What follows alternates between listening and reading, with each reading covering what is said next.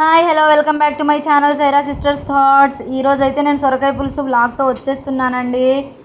దీనికోసం అయితే ఒక సొరకాయ, 3 ఆనియన్స్, ఒక 4 పచ్చిమిర్చి, ఒక నిమ్మపండు సైజ్ అంతా చింతపండు అయితే తీసుకొని నానబెట్టుకోవాలండి.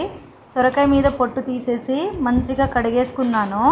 నెక్స్ట్ ఇక్కడ నేను మీడియం సైజులో పీసెస్ అయితే కట్ చేసుకొని పక్కన పెట్టుకున్నాను. స్టవ్ వెలిగించుకొని దీంట్లో ప్యాన్ పెట్టుకున్న తర్వాత దీంట్లోకి అయితే ఆయిల్ యాడ్ చేసుకుంటున్నా.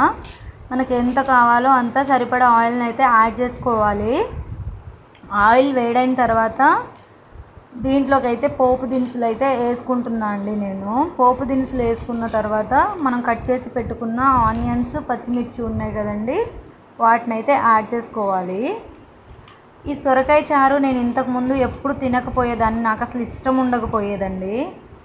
అయితే ఒకరోజు మా పక్కన నైబర్స్ వాళ్ళు ఏం కూర అని అడిగితే సొరకాయ చారు అన్నది. అలా చాలాసార్లు సొరకాయ చారు, సొరకాయ పులుసు అని అంటూ ఉంటే, ఏంటి ఎప్పుడు చూసినా సొరకాయ పులుసు చేస్తావు, అంత బాగుంటుందా అని అడిగితే చాలా బాగుంటుంది, మా పిల్లలు చాలా ఇష్టంగా తింటారు అని అన్నది.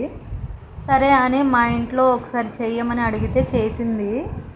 మేము తిన్నాము, చాలా బాగుంది అని నేనైతే ఈ వ్లాగ్ చేస్తున్నా అండి. టేస్ట్ బాగుంది కాబట్టే పెట్టాను. ఒకసారి మీరు కూడా ఈ ప్రాసెస్లో ట్రై చేయండి, చాలా బాగుంది. ఇప్పుడు నేను చేసిన చారు కూడా చాలా టేస్టీగా ఉంది. మా ఇంట్లో తను చేసిన రోజు పిల్లలు ఎవ్వరు తినలేదు. నేను చేసిన తర్వాత మేము తింటుంటే మా పిల్లలు అడిగారు, ఒకసారి పెట్టు మమ్మీ చూస్తా టేస్ట్ ఎలా ఉంది అంటే పెట్టాను. పెట్టిన తర్వాత బాగుందని 2 times అన్నం పెట్టించుకొని తిన్నారండి. అంత బాగుంది, నేను చెప్పేది నిజం. మీరు కూడా ఒకసారి ఇదే ప్రాసెస్లో ట్రై చేసి చూడండి. బాగాలేకపోతే కామెంట్ పెట్టండి, చాలా బాగుంటుంది. ఇలా మనకి సొరకాయ ముక్కలు సగం ఉడికిన తర్వాత అల్లం పేస్ట్ వేసుకొని మంచిగా ఉడికించుకోవాలి. దీంట్లోకి అయితే నేను మసాలా ప్రిపేర్ చేసుకుంటున్నా.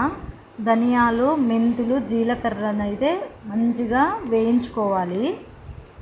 అవి వేగుతూ ఉన్నాయి, ఇటు ఉడుకుతూ ఉంటే దీంట్లోకి అయితే కారం యాడ్ చేసుకున్నా అండి. నేను కారం యాడ్ చేసుకున్న తర్వాత మసాలా కోసమని మంచిగా ఈ రోల్లో వేసుకుని దంచుకుంటున్నా. ఈ రోల్ అయితే మా మదర్ చేయించారండి, ఊర్లో చేయడానికి వస్తారు కదా వాళ్ళు చేశారండి.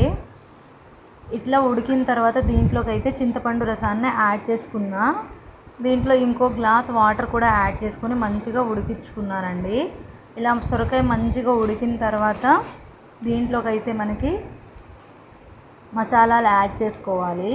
ఈ మసాలాతో పాటు కొత్తిమీర కూడా యాడ్ చేసుకున్నానండి. పులుసు అయితే చాలా బాగుంది. ఇదే ప్రాసెస్లో మీరు కూడా ట్రై చేయండి. Please like, share, subscribe my channel. Thank you అండి.